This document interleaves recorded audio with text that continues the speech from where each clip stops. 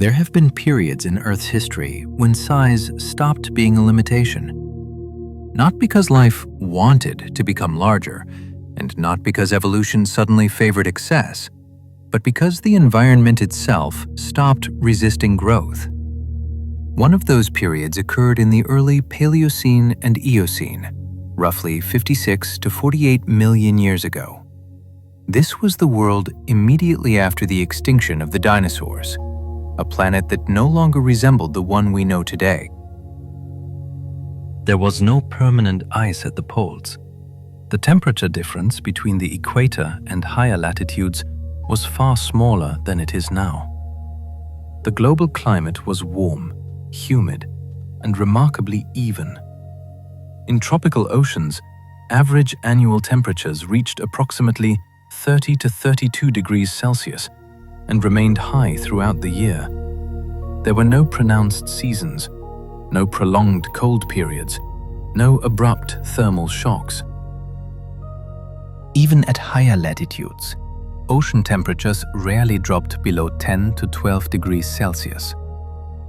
This detail matters not because warmth alone creates giants, but because these conditions persisted for millions of years without interruption. For life, stability is decisive. Growing a large body is a slow process. An organism does not simply increase in size. It must integrate that size into a functioning ecosystem. Muscle mass, metabolism, reproduction, and energy intake must all remain balanced over long timescales. Short bursts of favorable conditions are not enough. It is precisely during long, stable climatic intervals that we see the upper boundary of body size shift upward across multiple groups of animals. On land, the largest snakes in Earth's history appear. In the oceans, enormous fish, massive marine reptiles, and early mammals begin to occupy ecological niches that were previously inaccessible. We know this not from speculation, but from bones.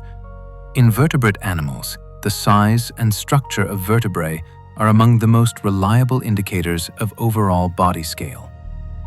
In snakes, for example, the diameter and shape of vertebrae correlate very closely with total body length.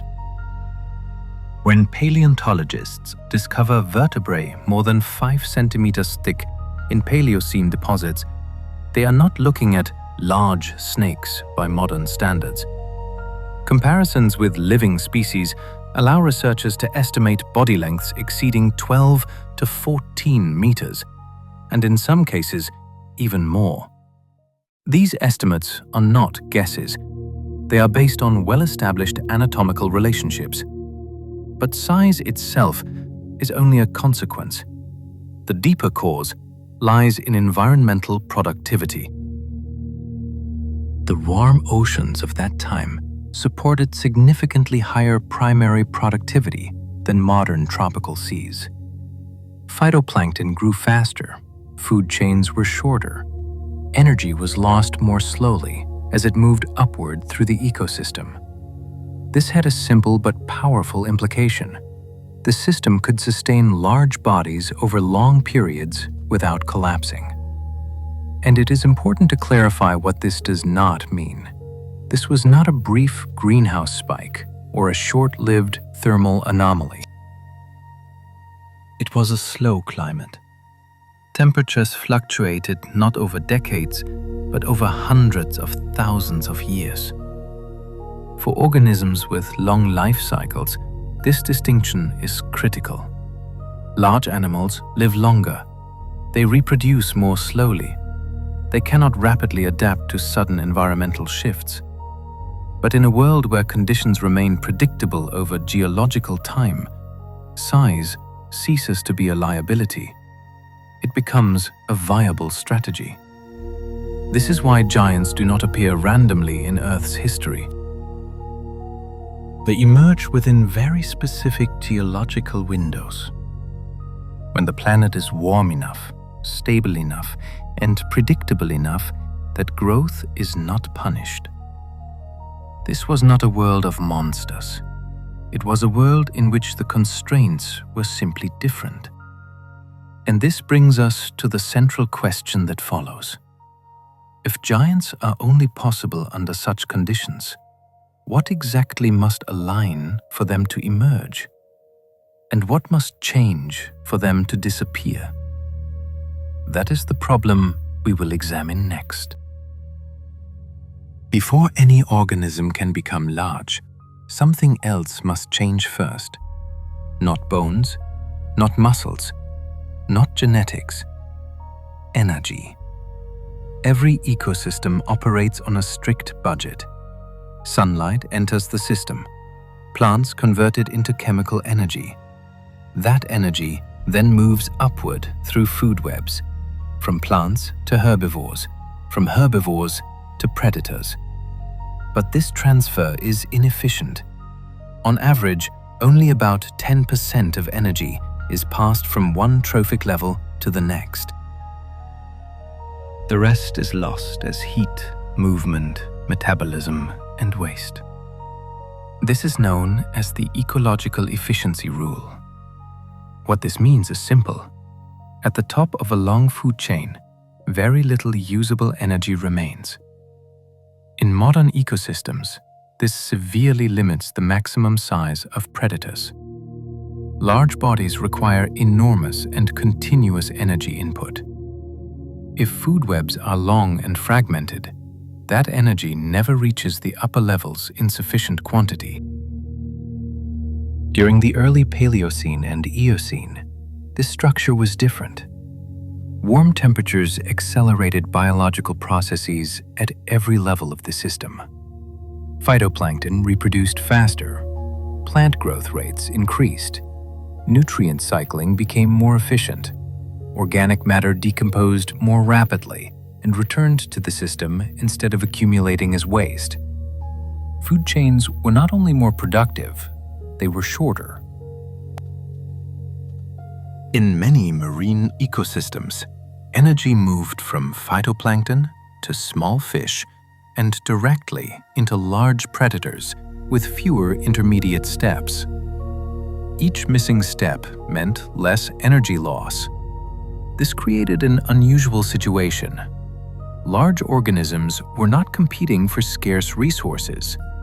They were feeding on abundance that remained stable year after year. Modern oceans offer a useful comparison. Blue whales do not survive because they are strong. They survive because of krill. Massive swarms of tiny organisms concentrate enormous amounts of energy into dense biological clouds. A single adult blue whale may consume up to 4 tons of krill per day during feeding season. Without that concentration mechanism, such a body would be impossible. During warm geological periods, similar concentration effects existed at multiple levels of the food web. High productivity created dense biomass layers. These layers acted as energy reservoirs that large organisms could exploit continuously. This also reduced seasonal stress. In cold or strongly seasonal environments, food availability fluctuates sharply. Large animals struggle under such conditions because their energy demands remain constant while supply collapses. In warm, stable climates, primary productivity remained active throughout the year. There were no long biological off-seasons. For giants, this is critical. A large body cannot shrink temporarily. It must be fueled every day.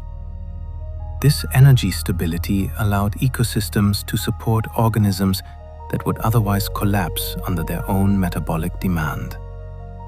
And there is another consequence. High productivity does not only increase available energy, it increases ecological redundancy. When many species perform similar roles, multiple plant species, multiple prey species, multiple scavengers, ecosystems become more resilient. temporary losses do not collapse the entire system. This buffering effect protected large organisms from short-term disruptions. Instead of facing immediate extinction after minor environmental disturbances, giants existed within ecosystems capable of absorbing shocks. In this sense, gigantism is not only a biological phenomenon, it is an economic one. It emerges when energy flows become smooth, predictable, and abundant enough that large bodies are no longer penalized by scarcity. Once this energy foundation is established, the next challenge appears. Not whether large bodies can be fed, but whether they can physically function. And that brings us to the internal mechanics of size. Size in biology does not increase without limits. It always encounters boundaries. The larger a body becomes, the harder it is to keep that body functioning. Oxygen must be delivered over longer distances. Heat has to be distributed across a greater volume.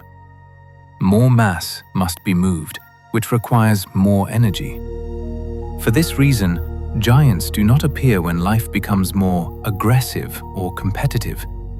They appear when the basic physical constraints temporarily weaken. The first of these constraints is temperature.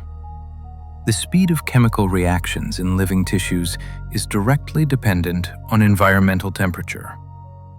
This is not a biological preference, but a universal physical principle. For most biochemical processes, an increase of 10 degrees Celsius roughly doubles reaction speed. This relationship is known as the Q10 temperature coefficient and has been demonstrated across enzymes, muscle activity, and metabolic processes in ectothermic organisms. In a warmer word, organisms can process food more quickly. They can recover faster. They can maintain a larger volume of active tissue without a proportionate rise in energetic cost. This becomes especially important for large bodies, where the distance between energy intake and working tissues is substantial. During the early Paleocene and Eocene, surface ocean temperatures in tropical regions remained within the range of approximately 28 to 32 degrees Celsius for millions of consecutive years. By comparison, modern tropical oceans typically average closer to 26 to 28 degrees, with pronounced seasonality and frequent short-term cooling events. The numerical difference may appear small. For biochemistry, it is not. The second major constraint is oxygen. Body size is tightly linked to the ability to deliver oxygen to every cell. Throughout Earth's history, periods of elevated atmospheric oxygen have consistently coincided with increases in maximum organism size across multiple lineages. During the Carboniferous period, atmospheric oxygen concentrations reached approximately 30 to 35%, compared to about 21% today. It was during this time that giant insects evolved, some with wingspans exceeding 60 centimeters. In the Paleocene and Eocene, oxygen levels were not dramatically higher than today. However, its distribution within the oceans was more uniform. Deep waters were warmer and therefore less dense. This facilitated vertical mixing and improved oxygen delivery throughout the water column. As a result, the respiratory and circulatory systems of large marine animals operated under reduced physiological stress. The third constraint is time. Large bodies take a long time to grow. Among modern large mammals, sexual maturity is often reached only after 8 to 15 years. Total lifespan may extend 50 to 80 years or more. This makes rapid adaptation impossible. Giants depend on environments that remain recognizable not for years, but for decades. This is why gigantism is almost always associated with long periods of climatic stability, measured in hundreds of thousands or millions of years, rather than with brief episodes of warming. There is another constraint that is discussed less often: mechanics. The strength of bones and tissues does not scale at the same rate as body mass. If an organism's linear dimensions double, its mass increases roughly eightfold, while the cross-sectional area of its supporting structures increases only fourfold. This relationship is known as the square-cube law. It means that large organisms cannot simply scale up the proportions of smaller ones. They must thicken support structures, redistribute stress, alter locomotion strategies. This is why ancient giants were not merely enlarged versions of modern animals. They had different body geometries, different load distributions, different compromises. A warm, stable world provided the time necessary for such structural reorganization to occur.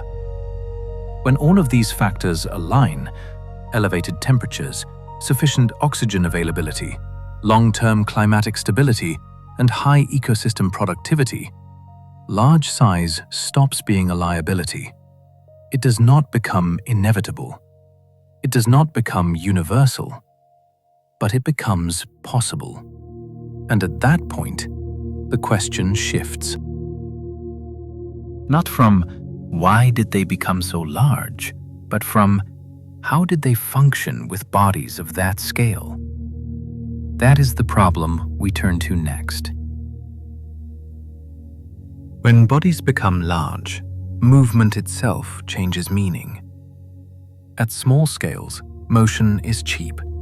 A mouse can stop, turn, accelerate, and change direction almost instantly. The forces involved are small, the mass is low, inertia is minimal.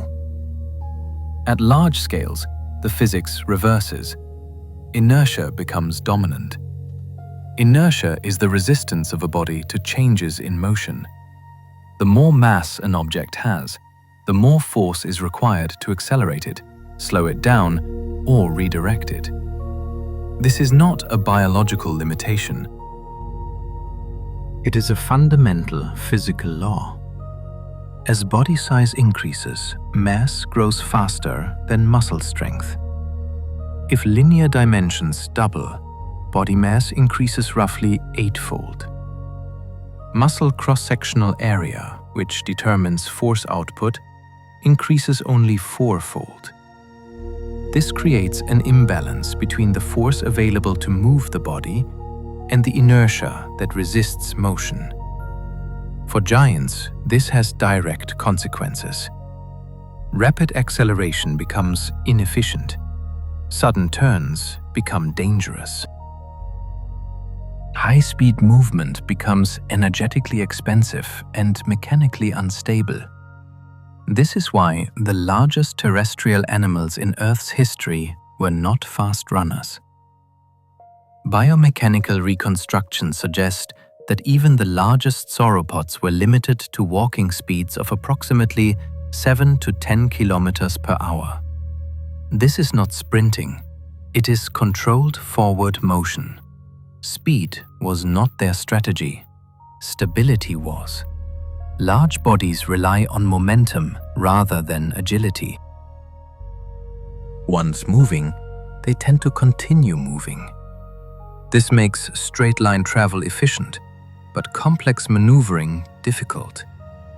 This is also why limb posture changes with size. Small animals often use sprawling or bent limb postures.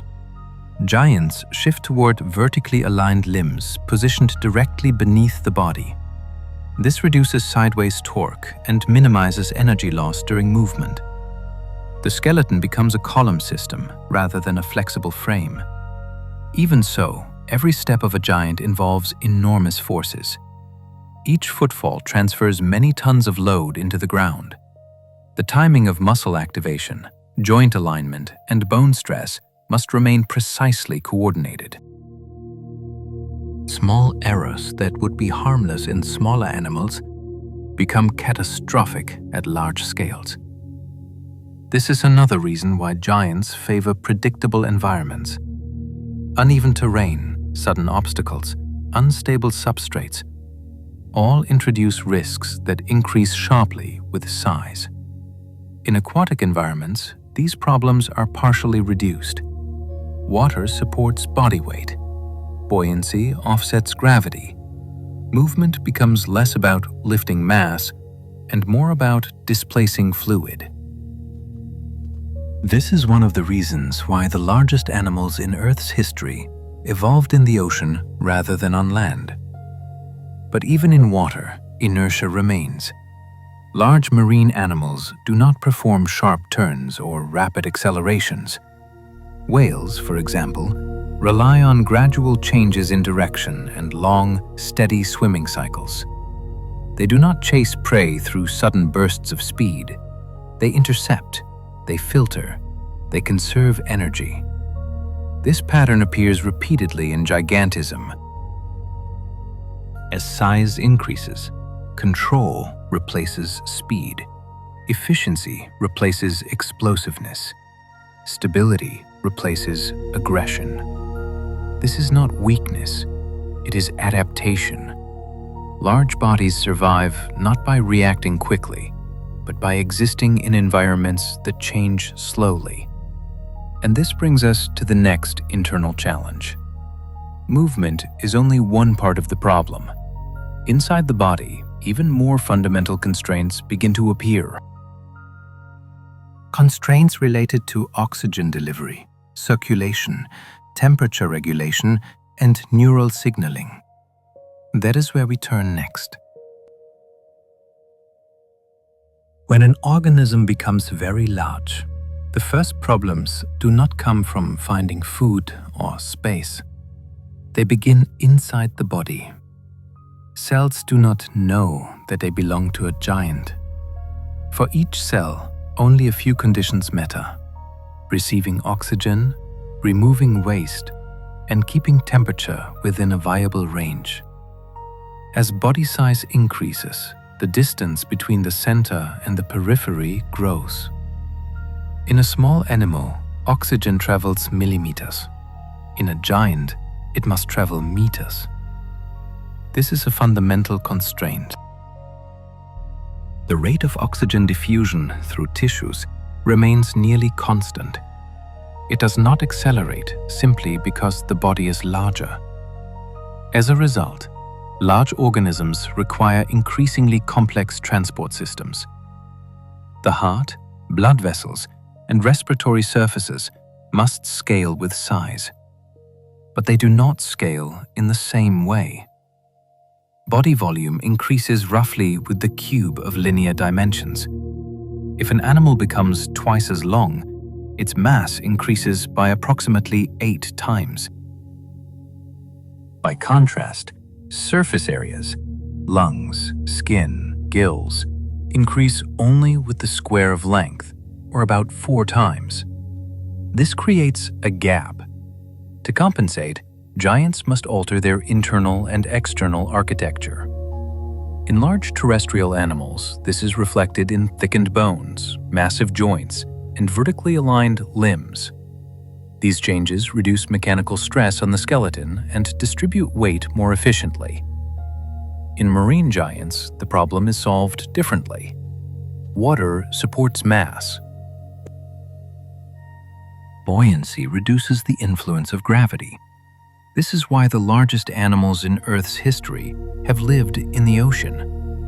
The modern blue whale can reach lengths of up to 30 meters and masses exceeding 150 tons. This represents the upper boundary allowed by the physics of water and the biological properties of living tissue. Even at this scale, the system operates close to its limits. The heart of a large whale functions under extreme constraints.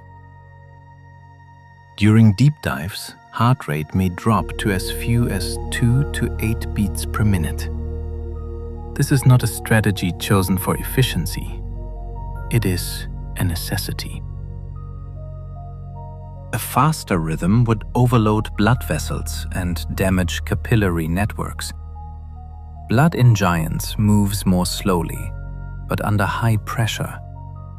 This represents yet another compromise between flow, stability, and structural limits.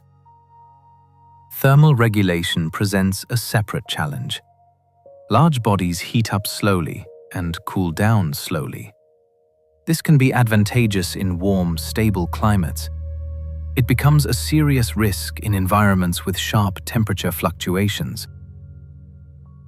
This is one reason why giants rarely appear in cold or strongly seasonal regions. Even warm-blooded giants depend on external temperature more than it may initially seem. There is another constraint that often receives less attention: the nervous system. The transmission of nerve impulses has a finite speed. In mammalian nerve fibers, this speed typically ranges from approximately 50 to 120 meters per second. For small animals, this delay is effectively negligible. For giants, it is not. When body length reaches tens of meters, reaction time becomes measurable. This means that giants cannot rely on rapid responses. They do not win through speed. They succeed through environmental predictability and stable behavioral strategies. Growth at this scale is always a compromise between size and controllability. This is why we almost never observe universal giants. Each is highly specialized. Some are adapted to filtering enormous volumes of water, others to slow, energy-efficient hunting. Still others to exploiting inertia rather than rapid movement. And this leads to an important clarification. The giants of the past were not the peak of evolution. They were the peak of environmental tolerance. Their bodies were not a triumph of strength, but the result of fine-tuning to a very narrow range of conditions. When that range remains stable over long periods, a giant body can function effectively. When it is disrupted, that same body becomes a liability. It is at this point that size stops being an advantage. The deep ocean is not simply a darker version of the surface world. It is a fundamentally different physical environment. Temperature, pressure, light, and biological rhythms behave differently at depth.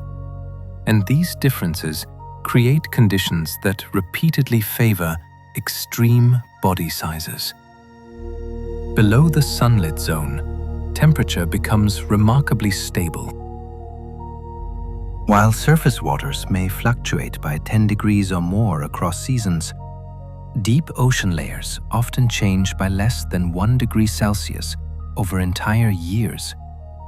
This creates an environment with minimal thermal stress. For large organisms, this stability is critical.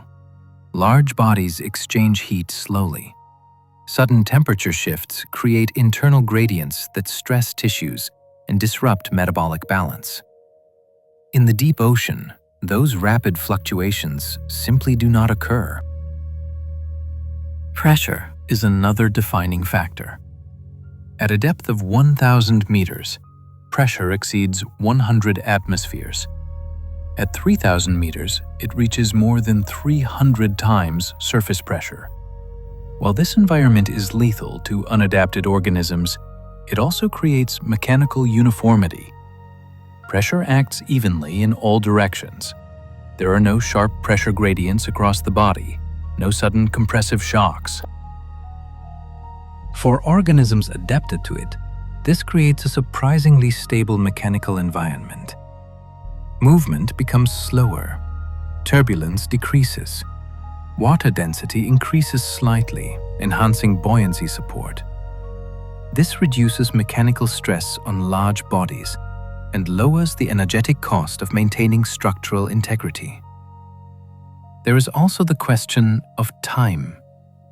Deep ocean ecosystems operate on slower biological clocks. Food falls gradually from surface layers as marine snow, organic particles, dead plankton, and waste material drifting downward. This creates a continuous, low-intensity energy input rather than short, intense feeding seasons. For large organisms with slow metabolisms and long lifespans, this steady input is more compatible than seasonal abundance. The relationship between sperm whales and giant squid illustrates this dynamic. Sperm whales routinely dive to depths exceeding 1,000 meters in search of prey. Giant squid inhabit similar zones, growing to lengths that would be mechanically impractical near the surface. In this environment, neither speed nor agility dominates. Instead, size becomes a survival strategy. Large eyes collect minimal available light. Massive muscles store energy for long dives. Thick tissue layers protect against pressure-related stress. These are not traits of surface predators. They are traits shaped by deep stability. Another factor is isolation. Deep ocean habitats are less fragmented than terrestrial environments. There are no roads, no barriers, no habitat corridors interrupted by dry land. Currents connect vast regions of deep water into continuous ecological spaces. This continuity allows large populations to remain genetically connected across enormous distances. For giants, fragmentation is fatal. Continuity is survival. This is why extreme size appears again and again in marine lineages. Not because the ocean is more generous, but because it is more physically forgiving. It absorbs weight. It stabilizes temperature. It slows environmental change. It reduces mechanical shock. When size becomes extreme, these properties stop being advantages. They become requirements. And even here, limits still exist. Because no matter how stable the environment becomes, biology eventually encounters boundaries that cannot be avoided. Boundaries set not by ecology, but by the fundamental strength of living tissue itself. That is where we turn next. Giants do not appear by chance. They cannot be grown through a single successful mutation or simply through the absence of predators. For an enormous body to exist, it requires an environment that can support it consistently, day after day. The first condition is temperature. Most known giants of the past emerged during periods when the planet's average annual temperature was higher than it is today. During the late Paleocene and early Eocene, roughly 56 to 48 million years ago, Earth's global temperature was approximately 5 to 8 degrees Celsius warmer than modern values. This does not mean constant extreme heat.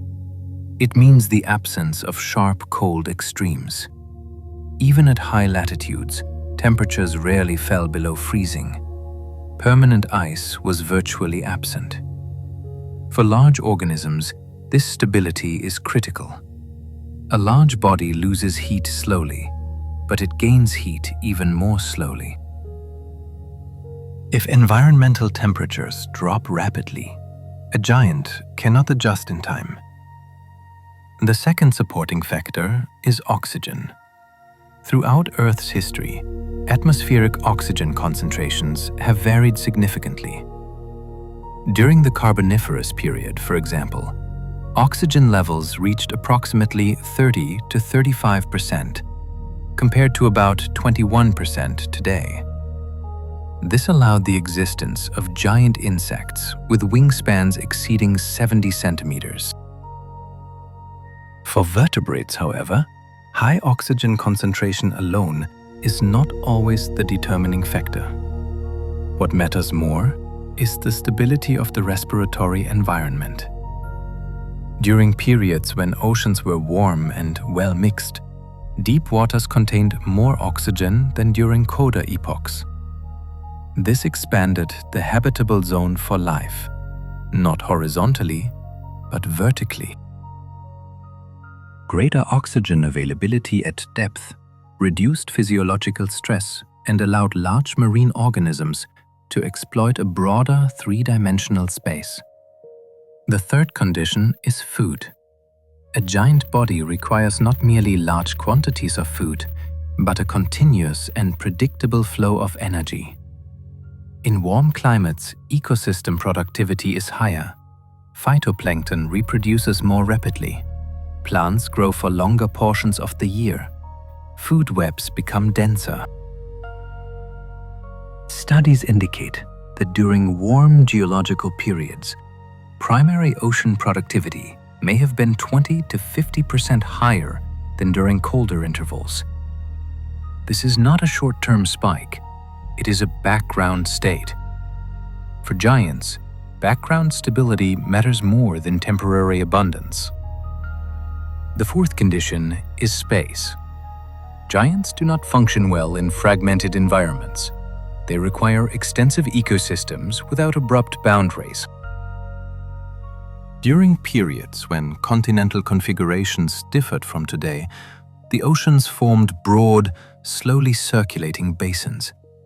Ocean currents were weaker, temperature contrasts were lower.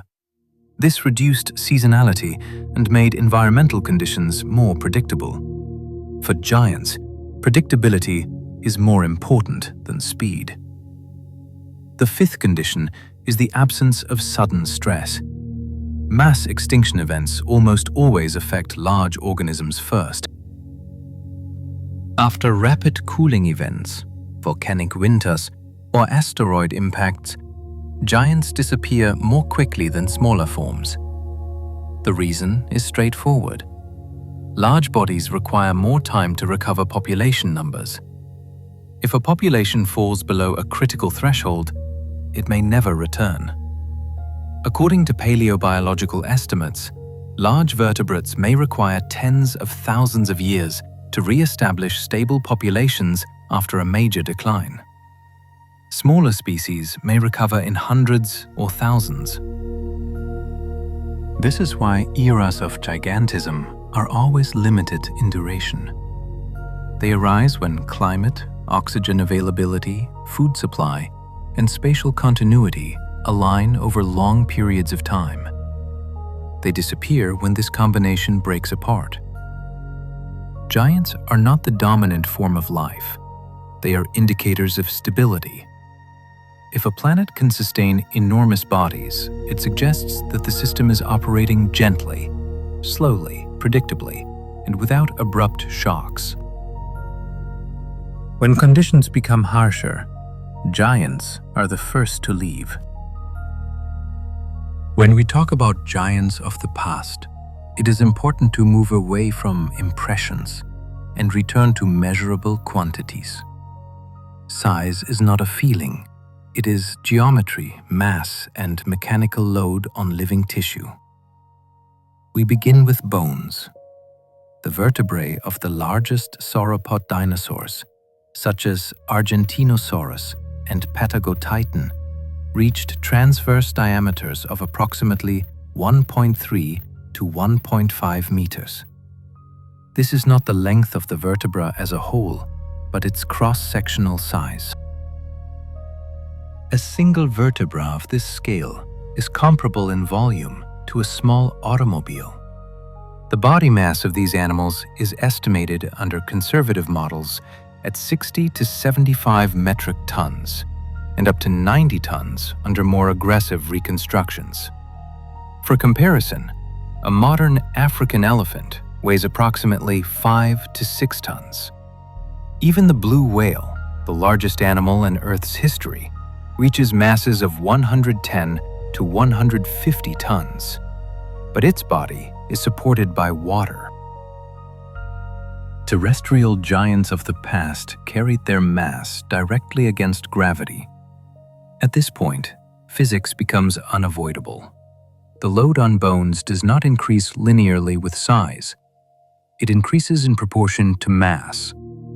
To withstand such loads, sauropod bones had a unique internal structure. They were partially pneumatic, penetrated by air-filled cavities. This reduced weight without sacrificing strength. The density of large dinosaur bones is estimated at approximately 0.8 to 0.9 grams per cubic centimeter, which is lower than that of mammals of comparable size. But the skeleton is only part of the problem. Muscles. Simply standing upright required enormous muscle groups anchored to the pelvis and vertebral column. Biomechanical calculations suggest that the hind limb musculature alone may have accounted for 15 to 20% of total body mass. That represents tens of tons of active tissue. Then there is the heart. The higher the head, the more difficult it becomes to deliver blood to it. In some sauropods, the head was positioned 8 to 10 meters above the level of the heart. To overcome this vertical distance, arterial blood pressure would need to be 2 to 3 times higher than that of modern mammals. This implies either an exceptionally powerful heart or the presence of multiple functional pumping mechanisms distributed along the circulatory system. We have no direct fossil evidence for such systems. However, physiological models indicate that without specialized adaptations, circulation at this scale would be impossible. Now consider snakes. Titanoboa is the largest known snake to have existed. Its length is estimated at approximately 12 to 14 meters, with a mass of around 1.1 to 1.3 tons. Environmental temperature was a decisive factor in making such a body viable. Reconstructions indicate that average annual temperatures in equatorial regions during the Paleocene reached approximately 30 to 34 degrees Celsius. For an ectothermic animal, this meant the ability to maintain a high metabolic rate without expending energy on internal thermoregulation. In a cooler climate, such a body size would become energetically unsustainable. Now consider marine giants. The blue whale reaches lengths of approximately 24 to 30 meters.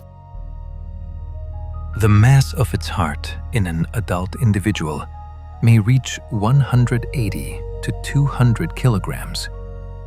The aorta has a diameter of approximately 23 centimeters. But the crucial factor is not absolute size, it is environmental support. Water offsets body weight and reduces skeletal load. This is why gigantism remains possible in the ocean even today. On land, it does not. Here, a pattern becomes clear. Giants appear where the environment absorbs part of the physical burden. Either through buoyancy, through climate, or through exceptionally stable ecosystems. When that support disappears, size becomes a liability. And this is why most terrestrial giants vanished long before humans appeared. Their bodies were not too large. They became disproportionate to a changing world. They did not disappear because they became too large. They disappeared because they approached limits beyond which size stops being an advantage and begins to work against the organism itself. These limits are not abstract. They can be expressed in numbers. The most rigid of them is bone strength. The maximum compressive load that living bone tissue can withstand is approximately 170 to 200 megapascals. In practical terms, this means the following. Imagine a support area roughly the size of a human palm, bearing a vertical load of 15 to 20 tons. That is the range in which living bone operates. But unlike concrete or steel, Bone must tolerate not only static load, but constant motion, microvibrations, uneven stress, shifting angles, sudden redistributions of weight with every step. As body size increases, mass grows faster than the supporting surface area. Mass increases roughly in proportion to the cube of linear dimensions, while the cross-sectional area of bone increases only in proportion to the square. This creates a structural imbalance. In very large animals, the safety margin gradually disappears. Bone no longer supports the body in a stable sense. It operates near the threshold of failure. Biomechanical calculations indicate that a terrestrial animal with a mass exceeding approximately 90 to 100 tons enters a regime where even standing motionless places skeletal structures close to their mechanical limits. Any misstep, slip, or abrupt turn becomes potentially fatal. The next constraint is heat. Large bodies lose heat slowly. This is an advantage in cold environments, but a serious problem in warm climates. Thermal models show that a terrestrial animal with a mass greater than 50 to 60 tons, living at ambient temperatures above 30 degrees Celsius, faces chronic overheating. Put simply, such a body generates more internal heat than it can effectively dissipate into the surrounding environment. Sauropods partially mitigated this problem through a combination of adaptations. Air-filled spaces within the body, a complex respiratory system, and likely a slower metabolic rate compared to modern endothermic mammals. However, this system functioned only under stable climatic conditions, without abrupt temperature fluctuations. Energy is the next limiting factor. A large sauropod consumed an estimated 200 to 400 kilograms of plant matter per day. This was not excess. It was the minimum required to prevent loss of body mass. To sustain such a continuous energy flow, the surrounding ecosystem had to remain exceptionally productive, moist, free of prolonged droughts, capable of rapid and sustained plant growth. When climate patterns became more seasonal, this balance broke down. Vegetation could no longer guarantee a constant supply of energy at the required scale. Time introduces another constraint. The larger the animal, the longer it takes to grow. Sauropods likely required approximately 20 to 30 years to reach full size.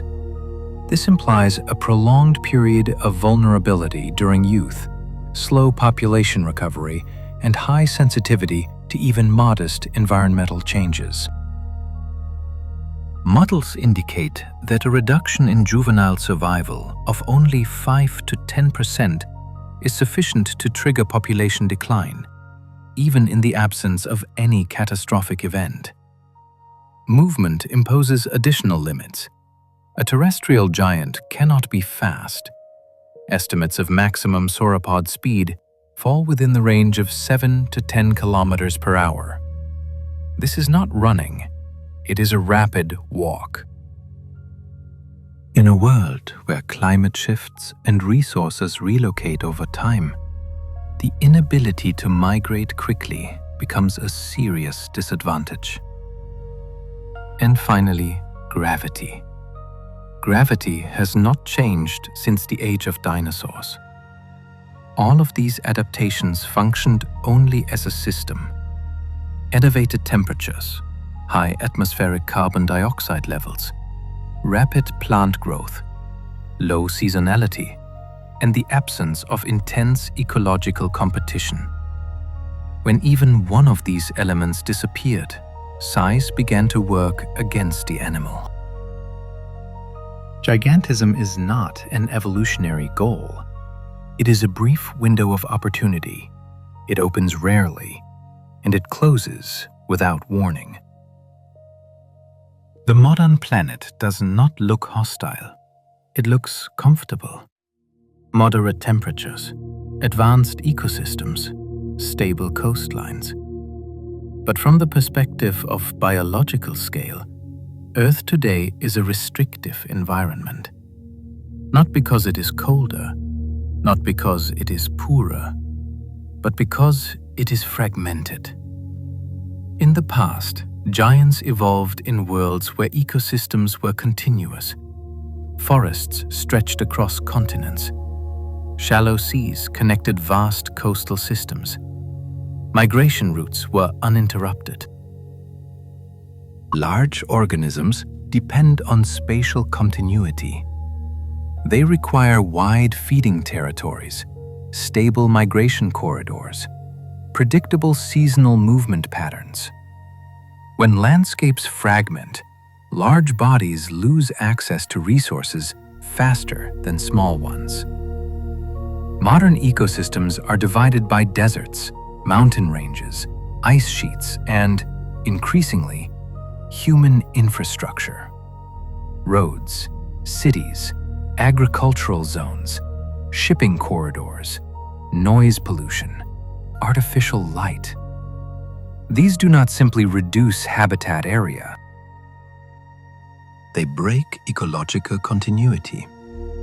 For small organisms, fragmentation creates microhabitats. For giants, it creates barriers. There is also the problem of speed. Environmental change today occurs far faster than during past geological transitions. Temperature shifts measured in decades. Ocean chemistry changes within centuries. Atmospheric composition altered within a single human lifetime. For organisms that require decades to mature and centuries to stabilize populations, this pace is incompatible with large body strategies. Large animals cannot update fast enough. They cannot rapidly shift reproductive cycles. They cannot downscale metabolism. They cannot redesign skeletal structure within a few generations. They evolved for slow worlds, and modern Earth is not slow. Another constraint is energy structure. Ancient giants relied on dense biological pipelines, mass plankton blooms, unbroken forest canopies, massive herbivore biomass flows. Today, energy in ecosystems is increasingly diverted into human-controlled systems. Agriculture concentrates calories into monocultures. Fisheries remove biomass at industrial scales. Urban systems redirect productivity away from wild food chains. This reduces the background energy available to support extremely large wild organisms. Not temporarily, systemically. There is also the question of tolerance. Giants require narrow environmental stability. They cannot tolerate repeated disturbance. Noise stress, shipping collisions, habitat disturbance, artificial night cycles. Small organisms adapt, large ones accumulate damage. This is why even the largest remaining modern giants, whales, elephants, rhinoceroses, survive only under continuous conservation intervention. They no longer exist because the environment naturally supports them. They exist because humans actively prevent their disappearance. Which tells us something important. Gigantism today is no longer an ecological strategy. It is a preservation artifact, a remnant of a biological mode that the modern planet no longer naturally maintains. And this leads to the final realization. Giants did not vanish because life became weaker. They vanished because Earth became faster, more dynamic, more unstable, more fragmented. The conditions that once allowed extreme size quietly disappeared. And once they disappeared, biology shifted toward speed, flexibility, and resilience, toward forms that survive change, not scale. That is the final context we need, because only now can we properly understand what giants actually represented. Not monsters, not evolutionary excess, but the maximum expression of life under a gentle planet. And that is where the story ends. If we look at the history of Earth as a whole, giants are not the norm. They are the exception. Over roughly the last 540 million years, beginning with the Cambrian explosion, the vast majority of terrestrial ecosystems have supported animals with body masses no greater than 1 to 2 tons. Periods in which land ecosystems consistently sustained organisms weighing 30, 50, or in some cases more than 70 tons, occupy only brief intervals of geological time. According to various estimates, the total duration of periods when terrestrial giants truly dominated amounts to approximately 140 to 160 million years. That is less than 3% of the entire history of complex life on Earth. The reason is not that evolution somehow avoids large bodies. The reason is that gigantism requires a precise convergence of conditions that very rarely persist for long. Temperature must be high, but also stable. Even a shift in average values of 2 to 3 degrees is enough to reorganize ecosystems at a fundamental level. During the peak of the largest dinosaurs, atmospheric carbon dioxide concentrations are estimated to have ranged from approximately 1,000 to 2,000 parts per million. Today, that value is about 420 parts per million. Such elevated CO2 levels supported rapid plant growth and a high density of biomass, sufficient to sustain extremely large bodies over long periods of time. Precipitation also had to be regular and predictable, without prolonged droughts and without sharp seasonality. Most importantly, this entire system had to remain stable not for thousands or even tens of thousands of years, but for tens of millions of years in succession. But Earth's climate is inherently unstable. Over the past 100 million years, the planet has gradually cooled. Polar ice caps formed. Average atmospheric CO2 levels declined by more than a factor of 4. Seasonality intensified across nearly all latitudes. For small and medium-sized animals, these changes represented a challenge. For giants, they marked the boundary beyond which the strategy ceased to function. It is important to understand that giants did not lose an evolutionary race. They fully realized their mode of existence at a time when the environment allowed it. When conditions changed, evolution did not attempt to preserve them. It simply shifted its priorities. Smaller bodies grow faster. They reproduce more quickly. They require fewer resources. They move more easily. They adapt more rapidly. This is not a step forward or a step backward. It is a change in balance. The disappearance of giants does not mean that the biosphere became poorer. It means that the system transitioned into a more resilient and flexible state. Giants are peaks, and peaks, by definition, are unstable. That is why every time we uncover traces of ancient giants, vertebrae more than a meter across, footprints the size of bathtubs, bones weighing hundreds of kilograms, we are not simply seeing animals.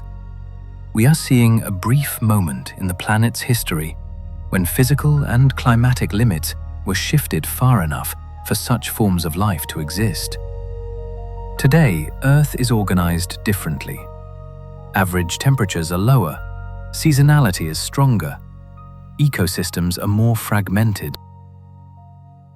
Under these conditions, Gigantism is no longer a stable survival strategy. But the very fact that giants once existed remains fundamentally important. It shows that life on Earth is not constrained by what feels familiar or comfortable to us. It is constrained only by physics and by environmental conditions. And when those conditions align, the planet is capable of producing forms of life that appear impossible, even in retrospect. Giants were not a mistake. They were a maximum.